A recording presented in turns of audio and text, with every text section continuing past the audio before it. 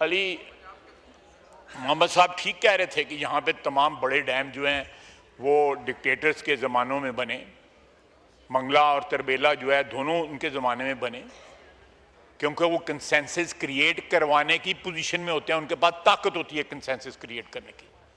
सियासी हुकूमत में कोई उधर देख रहा होता है, कोई उधर देख रहा होता है, कोई आसमान की तरफ देख रहा होता है।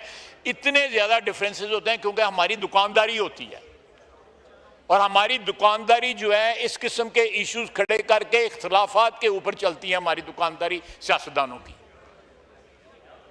अगर फौजी हुक्मरानों ने 2 डैम बना लिए, तो अब अगर जिन डैमों की आप बात कर रहे हैं उनको 12-12, 15-15 साल लगेंगे बनते हुए, चाहे वो बादशाह है या मोहम्मद है। मैं नहीं कहता कि वो ना बनाए, जरूर बनाए, लेकिन उनके बनते बनते क्या हाल हो जाएगा आपका, किधर पहुंच जाएंगे उन डैमों के बनते बनते? आपके हाथ में कुछ रह जाएगा खोने के लिए? उस डैमों का इंतजार करते हुए बनाएं, सैकड़ों दर्जनों छोटे डैम बनाएं जो 2 साल में या 2 साल के अंदर या 3 साल के अंदर जो है मुकम्मल हो जाएं।